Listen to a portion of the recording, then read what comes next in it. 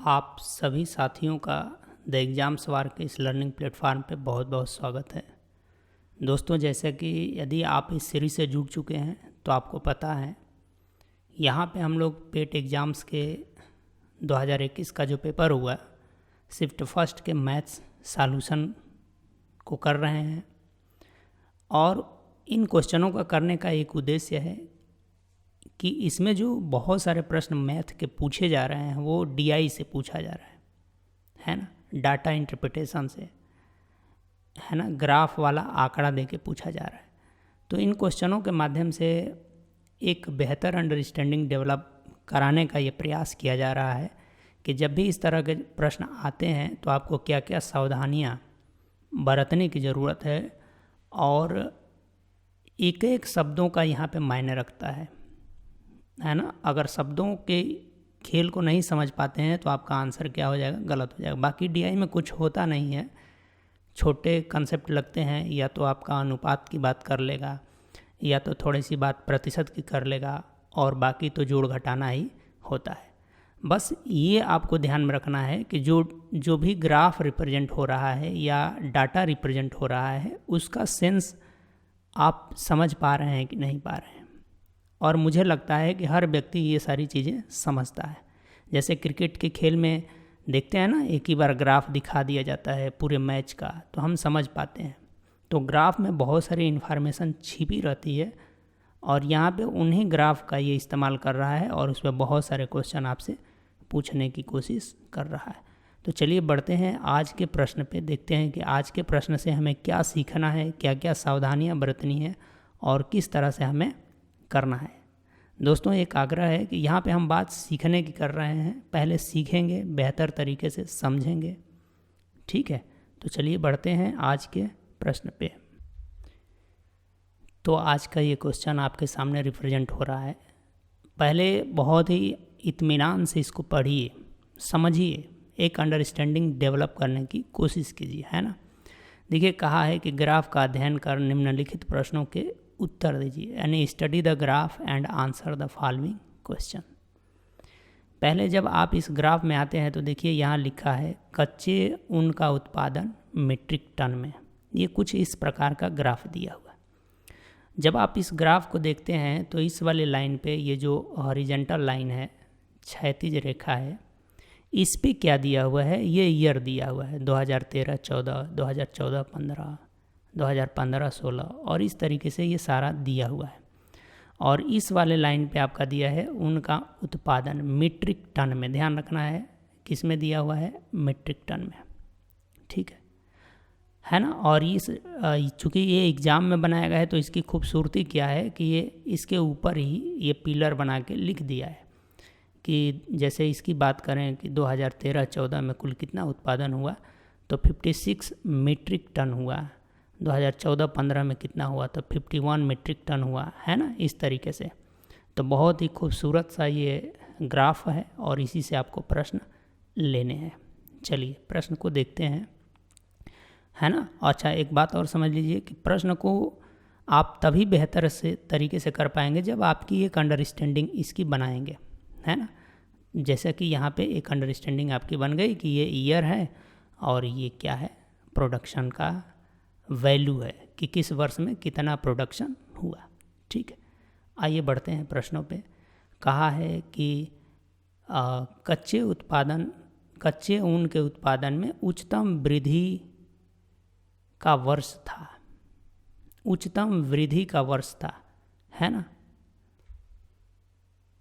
और यदि आप इस प्रश्न को थोड़ा सा देखें तो यहाँ पे एक कन्फ्यूजन का टर्म आपको आएगा और अगर उस कन्फ्यूजन से आप नहीं उभरे तो इसका आंसर बिल्कुल गलत आ सकता है। इतना आसान नहीं है। देखिए क्या है, सब शब्दों का खेल है। कहा है कि कच्चे ऊन के उत्पादन में उच्चतम वृद्धि का वर्ष था। ये शब्द बड़ा यहाँ पे थोड़ा सा कन्फ्यूजन करेगा। उच्चतम वृद्धि का वर्ष, उच्चतम वृद्धि का वर्ष ढूंढ रहा है।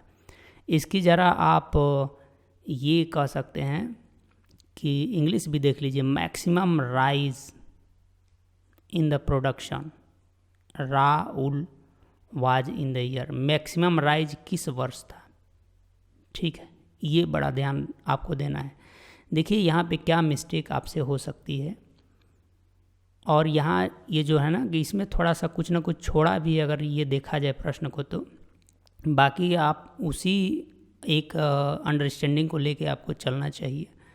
देखिए बहुत सारे बच्चे क्या करेंगे कि देखेंगे कि अच्छा ये उच्चतम वृद्धि कह रहा है तो सबसे ज़्यादा कहाँ है उच्चतम, तो आप देखिएगा अच्छा 76 सबसे ज़्यादा है, 76 सबसे ज़्यादा है, सबसे ऊंचा है ना।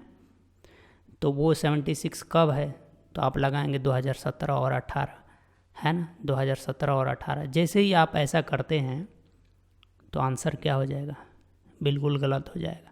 ये उच्चतम वृद्धि का वर्ष पूछ रहा है, यानी ये इसका थोड़ा सा यहाँ पे एक मिस्टेक है इसमें। उच्चतम वृद्धि दर यदि कहा होता तो ये क्वेश्चन स्पष्ट हो जाता। क्या कहा होता, उच्चतम वृद्धि दर, ठीक है, उच्चतम वृद्धि दर, ये यहाँ पे इसका मतलब है।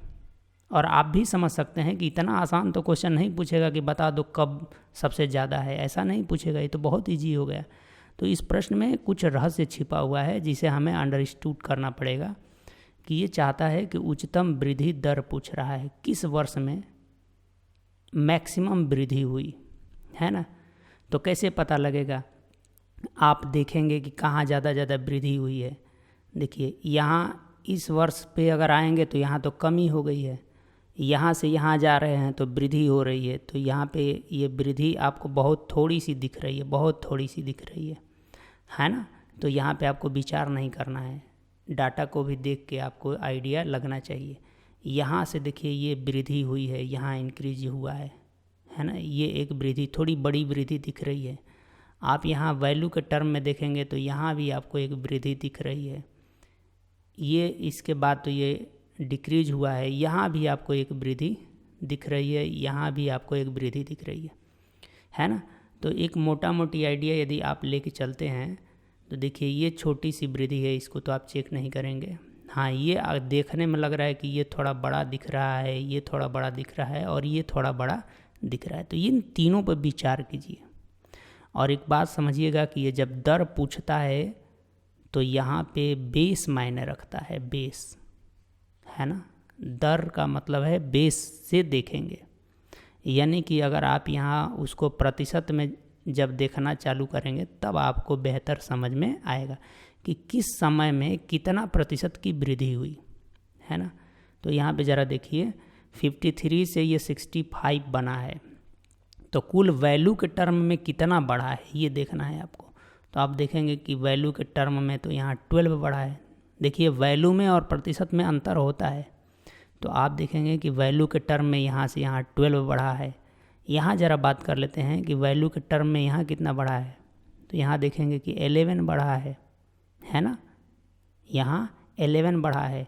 यहाँ यदि चेक करने जाएंगे तो यहाँ 10 बढ़ा है। ठीक, बात समझ में आ रही है ना। तो अब चूँकि यहाँ पे आपको अब प्रतिशत भी चेक करने की ज़रूरत नहीं है ना, प्रतिशत में अब जाने की ज़रूरत नहीं है, ये तो मोटा मोटी बहुत ही आसान सवाल हो गया। ठीक है, तो अब चूँकि यहाँ वैल्यू ही ज़्यादा बढ़ रही है, यहाँ ऑलरेडी कम बढ़ रही हैं, तो ये वाला वर्ष है, ये वाला जो है आपका, इसका जो वृद्धि दर है वो ज़्यादा है। ठीक है, ऐसे देख लेते। तो ये वाला हो जाएगा 2016 और 17। हाँ, यदि इसी सवाल को उसे कठिन बनाना होता तो मान लीजिए कि यहाँ भी मतलब अभी मैं समझाने के लिए कह रहा हूँ कि मान लीजिए कि यहाँ 13 कह देता है ना, तो तब थोड़ा सा आपको यहाँ पे प्रतिशत की अंडरस्टैंडिंग लेके चलनी पड़ती। 13 देख के आप मैक्सिमम नहीं कह सकते, है ना। ज़रा इस तरह का एक ग्राफ बना के उसको समझने का प्रयास कीजिएगा। क्यों? क्योंकि अगर केवल 13 देख के आप कह देंगे इसको मैक्सिमम तो गलत हो जाएगा। हालांकि ये सवाल आसान बनाया है ना, क्योंकि यहाँ पे उस तरीके का कोई कन्फ्यूजन क्रिएट करने का इसने प्रयास नहीं किया है। लेकिन अगर मैं एक बात कहता हूँ कि सवालों से यदि सीखना है तो आप ऐसे भी सीखिए कि अगर यहाँ पे 13 होता तब क्या आंसर आता है। 13 होता तो अब आपको बेस देखना पड़ता है, बेस देखना पड़ता है किस बेस पे, तब यहाँ पे आपकी एक प्रतिशत की अंडरस्टैंडिंग लगाते। तो जैसे अगर यहाँ पे ये थोड़ा सा कन्फ्यूजन को दूर किया जाए, कि देखिए ये 53, जब बेस 53 है तो 53 में 12 बढ़ रहा है, और जब बेस 65 है तो 65 में क्या बढ़ रहा है, 13 बढ़ रहा है। ठीक है, तो अब यहाँ पे आप इसकी प्रतिशत अंडरस्टैंडिंग समझ गए हैं। यहाँ पे अब भिन्नों का यदि कंपेरिजन पढ़े होंगे तो आप तब निकाल पाएंगे। इस 13 को देख के आप नहीं कह सकते थे कि ये बड़ा होगा, इसको अगर थोड़ा सा और छोटा करें तो ये 13 × 65 हो जाएगा, तो 1/5 कह सकते हैं।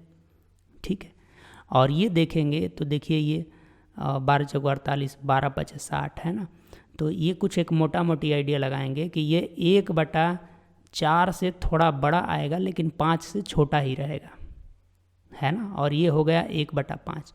तो यहाँ पे क्या दिखता है आपको कि ये जब 1 को 4, ये 5 नहीं है, 5 होता तो इसके बराबर हो जाता, लेकिन नीचे वाला 5 से छोटा है, इसका मतलब कि इसकी वैल्यू 5 इससे बड़ी आने वाली है, इससे बड़ी आने वाली है, यानी कि ये बड़ा है।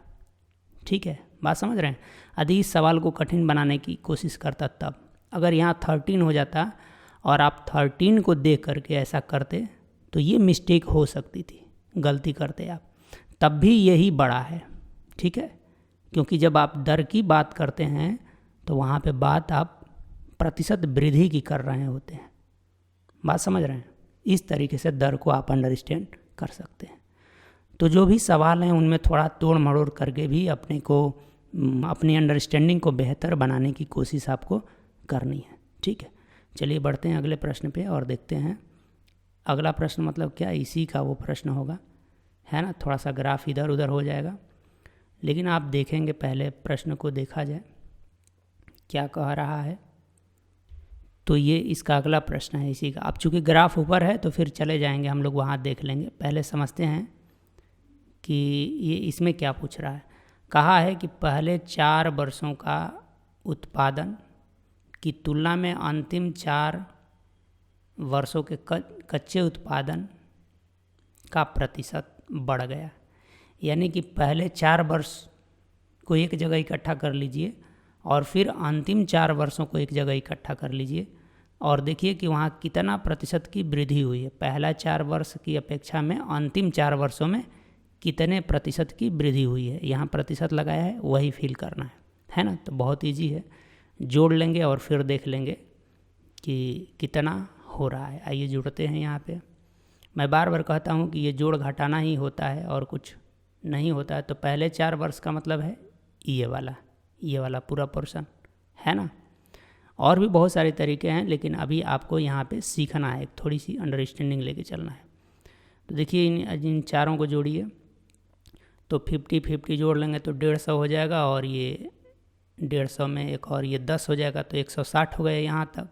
160 में ये 65 जोड़ देंगे तो कितना हो जाएगा, 225। ठीक है, तो पहले 4 को आप जोड़ रहे हैं तो आपका आ रहा है 225। थोड़ा ध्यान दीजिएगा, जोड़ने में कोई दिक्कत ना हो। 150 और ये 60 हो ही गया, और 60 जोड़ देंगे तो 120, और हाँ ठीक है 225। ठीक, 225 हो गया। अंतिम वाले को ज़रा जोड़ लीजिए, यहाँ पे जोड़ने की कोशिश कीजिए। अगर इसको 70-70 मान के जोड़ लीजिए, है ना। 70-70 140, और ये 2 इसको दे देगा तो कितना हो जाएगा, 140 और 70। या आप जोड़िए, वैसे इस तरीके से थोड़ा सा आपको कन्फ्यूजन लग रहा होगा तो यहाँ से जोड़िए। 7 और 6 मिलके कितना हो जाएगा, 130, और ये 141 हो जाएगा। 141 और 141 में ये 58 जोड़ देंगे तो देखिए 141 में 58 जोड़ देंगे तो 199 हो जाएगा। ये जोड़ने में भी आपको ध्यान रखना है। और 76 यहाँ पे आप ऐड कर लीजिए तो कितना हो जाएगा, हाँ बिल्कुल, ये 5 और ये आपका 7 और 275 आ जाएगा। तो आपको यहाँ पे रफली ये मिल गया कि 225 से ये कितना बढ़ गया है, 275। तो यहाँ देखेंगे कितना बढ़ा है एक्चुअल में, नंबर के टर्म में। तो आप देखेंगे कि 50 बढ़ा है। तो किस में 50 बढ़ा है, तो 225 में क्या बढ़ा है, 50 बढ़ा है। अब इसे गुणा 100 करके आप प्रतिशत निकाल लीजिए, या आप मोटे मोटे तौर पे भी आप इसको निकाल सकते हैं कि मोटे तौर पे एक आइडिया लगा लीजिए इसका। और चूँकि ऑप्शन तो दिया ही है ना। देखिए अगर 10% निकालेंगे तो ये कितना हो जाएगा, 22.5 हो जाएगा नीचे वाले का 10%, और इसका डबल करेंगे तो कितना हो जाएगा 45। तो 20% से कुछ ज़्यादा आएगा और बहुत ज़्यादा नहीं आएगा, ठीक है। 20% से कुछ ज़्यादा आएगा, ऐसा नहीं होगा कि 25% आ जाएगा। तो 20% से कुछ ज़्यादा आएगा, तो ये वाला आपका आंसर हो जाएगा मोटे तौर पे, है ना। एग्जैक्ट कैलकुलेट करने की भी ज़रूरत नहीं है, ये आपका आंसर हो जाएगा, ठीक। तो जोड़ घटाना ही होता है, बस थोड़ा सा सतर्क रहने की ज़रूरत है। अगले प्रश्न को देखिए ज़रा। कहा है कि 8 वर्षों के दौरान औसत उत्पादन कितना था। अच्छा, औसत उत्पादन का मतलब है कि लगभग कितना उत्पादन हो हर साल की वो पूरा हो जाए। तो औसत निकालने का आपको पता ही है कि जितना भी डाटा है उसको जोड़ दीजिए और जितना है उससे भाग दे दीजिए। तो कुल कितने हैं, 8 हैं। अभी आप जोड़े ही थे ऊपर, देखिएगा अभी जोड़े था ना। एक आया था आपका 225 और एक आया था 275। जोड़ देंगे तो ये कितना आ जाएगा आपका 500, है ना। और 500 में किससे भाग देना है, 8 से, ठीक है। 8 से भाग दे देंगे तो 8 छक्का 48 होता है, और फिर आ जाएगा 48 हो जाएगा, और फिर क्या आ जाएगा 20 आ जाएगा। तो यहाँ पे कितना जाएगा, 8 दूना का 16 और 8 5 40, ये वाला आ जाएगा, है ना 62, ठीक। तो इस तरीके से बहुत कुछ नहीं है, आराम से इसका औसत आप निकाल पाए, है ना। चलिए, मैं उम्मीद कर रहा हूँ कि ये छोटी छोटी बातें आपको समझ में अच्छी तरीके से आ रही होंगी। अब ज़रा यहाँ पे देखिए, कहा है कि उत्पादन में पिछले वर्ष की तुलना में अधिकतम प्रतिशत घटत किस वर्ष रही। देखिए यहाँ पे जो हमने पहला प्रश्न किया था वहाँ उसका ये ठीक उल्टा कह रहा है, लेकिन यहाँ पे दिया हुआ है कि पिछले वर्ष की तुलना में, और वहाँ पे जो है ना कि स्पष्ट नहीं कहा था, यहाँ तो स्पष्ट है कि उत्पादन में पिछले वर्ष की तुलना में अधिकतम प्रतिशत घटत किस वर्ष रही, प्रतिशत कमी, है ना पिछले वर्ष की तुलना में, और यहाँ पे घटत की बात कर रहा है। तो आइए देखते हैं ग्राफ में। हाँ, पिछले वर्ष की तुलना में कब ज़्यादा घटा है। तो देखिए यहाँ आते हैं तो एक तो आपको घटा यहाँ हुआ मिल रहा है। देखिए पहले तो आप ये समझिए कि एक कमी यहाँ मिल रही है, यहाँ से यहाँ तो बढ़ रहा है, यहाँ से यहाँ बढ़ रहा है, यहाँ से यहाँ बढ़ रहा है। देखिए यहाँ से यहाँ कम हो रहा है ना, यहाँ से यहाँ कम हो रहा है, बाकी तो सब बढ़ रहा है, 2 ही जगह तो है। तो देख लीजिए ये 56 से 51 हो गया, तो यहाँ 5 की कमी हो रही है। और यहाँ पे यदि आप देखते हैं तो ये 58 है ना, 58 का मतलब है कि इसमें 2 ऐड कर दीजिए तो 60, यानी कि 18 हो जाएगा। यहाँ पे 18 की कमी हो रही है, यहाँ पे 5 की कमी हो रही है ना। तो अगर आप देखते हैं कि 5 की कमी किस बेस पे हो रही है, 56 के बेस पे 5 कम हो रहा है। तो ये मोटा मोटी आइडिया है 10% से थोड़ा कम, 10% से यहाँ कम की कमी हो रही है। और यहाँ अगर आप देखते हैं, यहाँ मैं लिख रहा हूँ 76 में कितना 18, 76 में 18 की कमी हो रही है। तो अगर आप देखेंगे तो ये 20% से ज़्यादा की कमी हो रही है, और ये बहुत बड़ा गैप भी है, देखने में भी लग रहा है। तो यहाँ ज़्यादा कमी हो रही है पिछले वर्ष की तुलना में। कब, 2018 और 19 में, 2018 और 19 में, ये आपका हो जाएगा आंसर। देखिए 2018 और 19 कहाँ है, तो आपको मिल जाएगा 2018 और 19, ठीक है, मिल गया आपका ऑप्शन ए सही है, ठीक है। चलिए अगले प्रश्न को ज़रा देखिए क्या कह रहा है। अगला कह रहा है कि 2014-15 में कच्चे ऊन का उत्पादन 2019-20 के उत्पादन का था कितना था, है ना। ये बटे में दिया हुआ है, कौन सा भरा जाएगा। तो पहले तो आपको देखना है कि 2015 और 2014-15 में, और फिर 2019-20 का डाटा लेके आना है और क्या देखना है कि 2014-15 में कच्चे ऊन का उत्पादन इतने के उत्पादन का, यानी 2019 के उत्पादन का। ठीक है, तो आइए 14-15 और 19-20 को देखते हैं, है ना। चलिए ज़रा देखिए आप, 14-15 माने ये है 51, याद रखिएगा 14-15 का मतलब है 51 और 19-20 में है 68, 51 और 68 याद रखिएगा। अभी चलते हैं वहाँ प्रश्न के पास, 51 और 68। ठीक है, यानी कि आपका आ रहा है 14-15 में 51 और 19-20 में कितना आ रहा है 68। ठीक है, तो अब देखना है कि इसके सापेक्ष इसको देखना है, इसका कितना है ये, है ना। 68 का कितना हिस्सा ये 51 है। ठीक, ऑप्शन के पास जाएंगे, ऑप्शन के पास जाना है, यहाँ तुरंत आपको देखना, या तो आप लिख लीजिए इसके सापेक्ष, या तो आप इसको अगर प्रॉपर वे में सॉल्व करें तो कुछ ऐसा लिख सकते हैं कि 68 के सापेक्ष किसको देखना है 51 को, इसको ऐसे लिखते हैं और कटा ही लीजिए, 17 तिया 51 और 17 चौका 68।